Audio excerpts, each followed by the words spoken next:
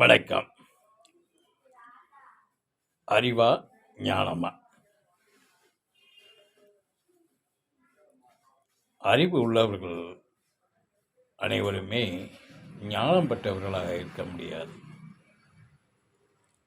ஞானம் பெற்றவர்கள் எல்லோரும் அறிவாளியாக இருக்க முடியாது. அறிவினுடைய நிலை ஞானத்தினுடைய நிலை. அறிவு தன்னுடைய அறிதல் மூலம், புரிதல் மூலம் உணர்த்தும். அது உண்மை. ஆனால் ஞானம் அறியாததையும் புரியாததையும் உணர்த்தும். அதுதான் ஞானம். இதே அறிவில் சிறந்தவர்கள் குறைந்தவர்களாக இல்லை. ஆனால் அறிவுங்கிறது பெற்றவர்கள், அறிவை பெற்றவர்கள் ஞான நிலையிலே அனைவரும் ஞானத்தில்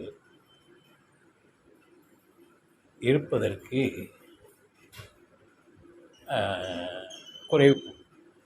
ஞானத்தில் இருப்பது சற்று குறைவு தான். அறிவு சிறந்தவர்களாக இருக்கலாம். ஆனால் அறிவு இல்லாத நிலையிலையும் ஞானத்தில் அடையலாம். ஞானத்தினுடைய ரூபத்தில் இருக்கலாம். இதுக்கு அறிவு வேண்டியதில்லை.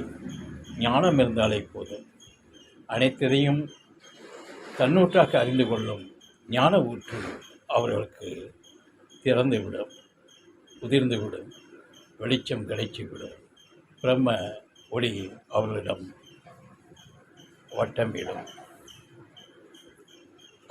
அறிவுதான். ஞானம்தான். ஆனால் இரண்டுக்கு இதுதான் வளவன் எடவன். ஆனால் இரண்டு காளைகளின் பூட்டினால்தான் வண்டி சக்கரம் நகலும். இரண்டும் தேவைதான். அறிவும் தேவைதான், ஞானமும் தேவைதான். ஆனால் அந்த பூட்டு விதத்தில் தான் இருக்கிறது.